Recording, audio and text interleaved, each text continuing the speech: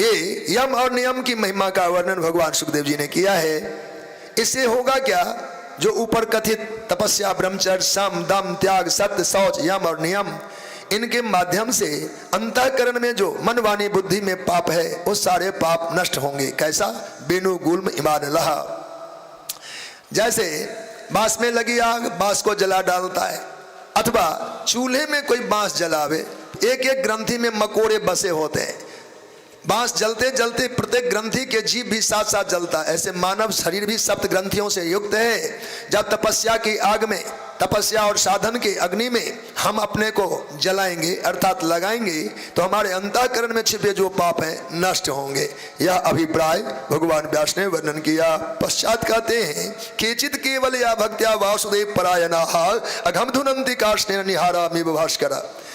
कुछ ऐसे भक्त हमारे प्यारे हैं जो भगवान नारायण के पारायण हो अपने संपूर्ण पापों को मिटा लेते हैं। जैसे सूर्योदय होने के बाद ढूंढने पर भी अंधकार किसी पड़ोसी के घर में नहीं दिखेगा, कहीं देखें तो अंधेरा नहीं मिलेगा, क्योंकि अंधेरे को भगवान सूर्य ने मिटा दिया है।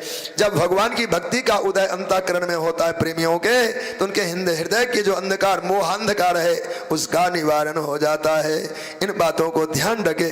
और जैसा भगवान की प्रीति भक्ति से अंतःकरण की शुद्धि होती है, ऐसा अन्य किसी साधन से नहीं होता। कहा न तथा है भगवान राजन पूयेत तप आदि भी।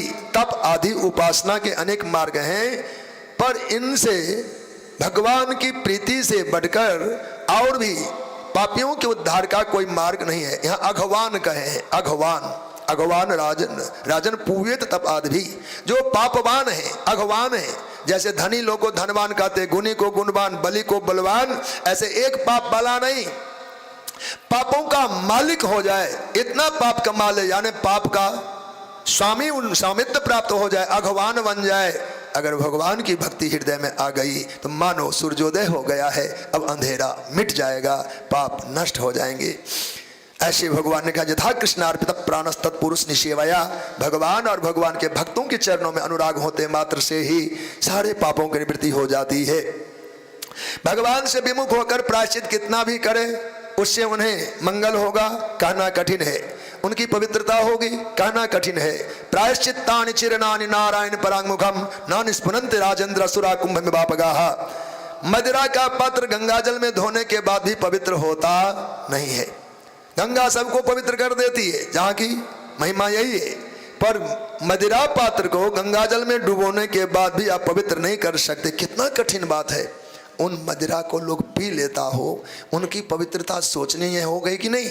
जिनके बर्तन भी गंगा जल में स्वस्थ नहीं हो पावे, उनको धारण और पान करने वालों कैसी दशा होगी, बचना चाहिए।